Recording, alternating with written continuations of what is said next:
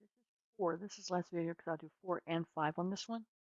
How culture and ethical business practices, can they go together? Can they play nice in the sandbox? Including business practices abroad, bribery, prevailing customs, and methods for coping. All right, let's talk about doing business abroad. That's a lot of companies are doing that. Simple questions, okay?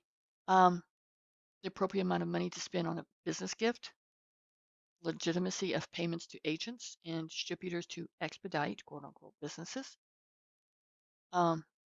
They may also encounter out and out bribery, child labor abuse, environment mistreatment, and unscrupulous business practices. The ethics of U.S. businesses are increasingly being scrutinized. Businesses in other countries are also adopting ethics code and helping employees live up to the standards. The CEO of Fluor, a multinational construction firm, has worked very hard to rid his company of corruption. The battle against bribery in an industry in which corruption is rampant hasn't been easy. Yet the company experienced success after installing a company lawyer as the head of compliance. After investing $4 billion in Russia, Swedish furniture powerhouse IKEA halted further expansion.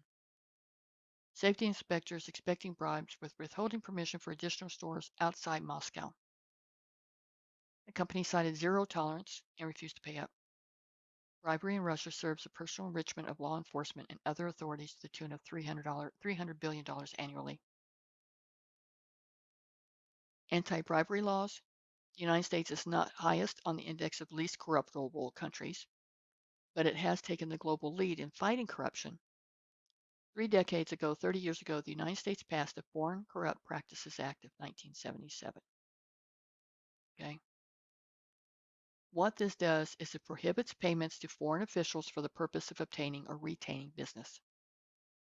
It only applies to U.S. companies. So U.S. companies is competing against other companies that haven't got that kind of law in. In fact, you can actually be put in jail for violating this law. Most other industrialized countries look the other way. They consider the greasing of palms is just the cost of doing business. A few years ago, the engineering giant Siemens was slapped with billion-dollar fines in Germany and the US for systematically paying off foreign officials. It cost the company $2.6 billion in fines. Bribery is a criminal offense. American corporate officials found guilty are fined and sent to jail. Chiquita Brands has been the subject of lengthy litigation and fines for its activities in Colombia. The company made protection payments to right-wing paramilitaries.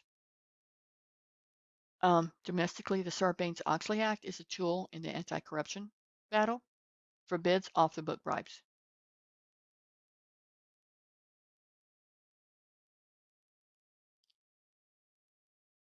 Sometimes you have to decide who ethics to follow. Now, the thing is to make life easy, is if you have a company that's getting ready to go overseas or start working, you make the decision for your ethics before you go to the country.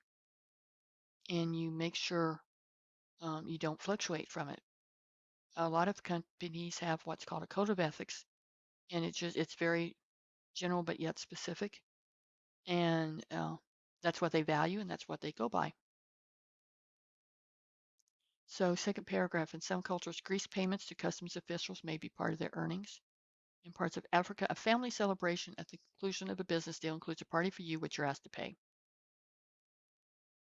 Exchanging of gifts is another tricky subject. Non-Western cultures, the gift exchange tradition has become a business ritual. Gifts are not only a sign of gratitude and hospitality, but also generate a future obligation and trust. Many companies suggest $50 as the top limit for gifts. Ethical decision-making across the borders. Broaden your view, become more sensitive to the values and customs of other cultures and what they consider moral, traditional, practical, and effective.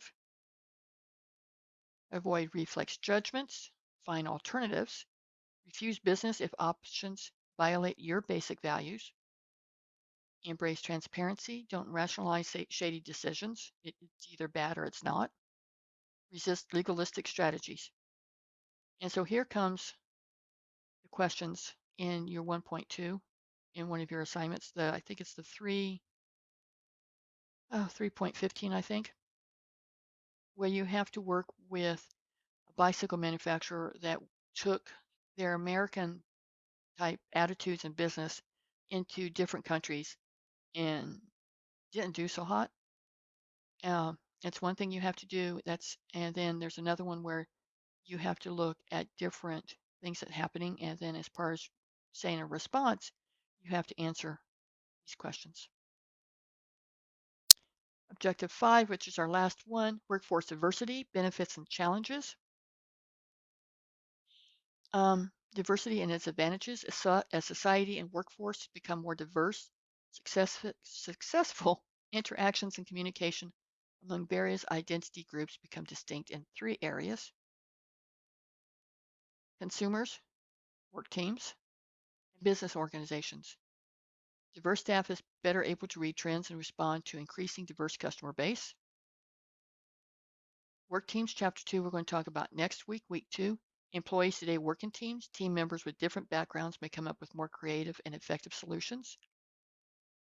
Business organizations, companies that set aside time and resources to cultivate and capitalize on diversity usually does better. Diversity can be a positive force. It can, if it's not managed right, bring discontent and clashes. Women complain of the glass ceiling, the invisible barrier of attitudes and prejudices, and old boy networks blocking them from reaching important corporate positions. There is a certain amount of truth to that, but then on the other hand, there's a certain amount that's not. Men too have gender issues. One manager described gender discrimination in his office. My boss was a woman and was very verbal about the opportunities for women to advance in my company. So it kind of depends on where you're at and what's happening. Older employees feel that the deck is stacked in favor of younger employees. Physically challenged individuals feel that their limitations should not hold them back, and they feel their potential is often prejudged.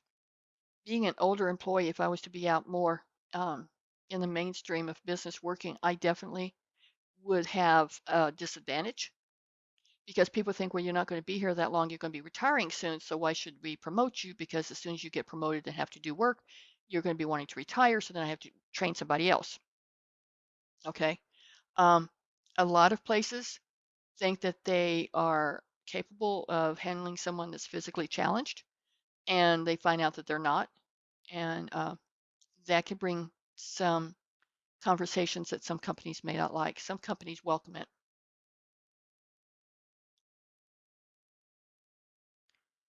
He said, she said, gender talk and gender tension.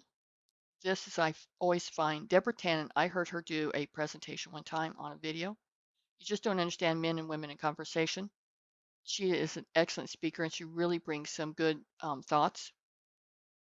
Object, listening behavior, pauses, small talk, focus, small and confined, questions, apologizes, we statements, hesitant, soft speech, women versus men and how they talk. It's good to know this, but it isn't saying 100% women talk this way and 100% men talk this way, but they're saying a good portion of women and a good portion of men do this. And just understanding this would help you. Have you ever wondered talking to someone that's of a different gender, you say something and they get upset at you and walk away and you go, what did I say? Did I say something wrong? I didn't know, okay, that's probably why, one of these things. Okay, so make fewer assumptions, build on similarities. Now, that's it for chapter 3. I want to give you, at the very start here, a hint and a clue. You have a final, of course, at the end of 11 weeks. We're 11-week quarter. Right now, on a piece of paper, we'll print out this page, however it is, over here in the margin, put the page numbers of Objective 1, put the page numbers of Objective 2, and the page numbers of Objective 3 on down. The reason for that is that when you're trying to take the test and it says culture or something, you go, oh, I know where that is. You look at your objectives, you find the objectives, you know where the pages to go to in your textbook to find it. All right. And having said that, then, Objective 1 is on page here and here. right? So that if the final question tells you about globalization or workforce, you know you need to go to one of these pages that's here. So you do that for all 5 of these objectives. Just so you don't have to scramble at the end of 11 weeks when when your brain's kind of half fried or mostly fried, and you're trying to study and trying to get everything turned in. Now you have to take time to go and do this. No, do it now. It'll already be done. It won't take you that long. Now, here's your activities that I was talking to you about. Let's look. Okay, so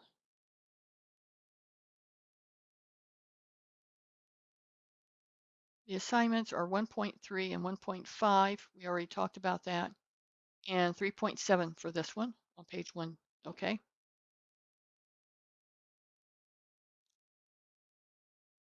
Here's Trek Bicycle Goes Global.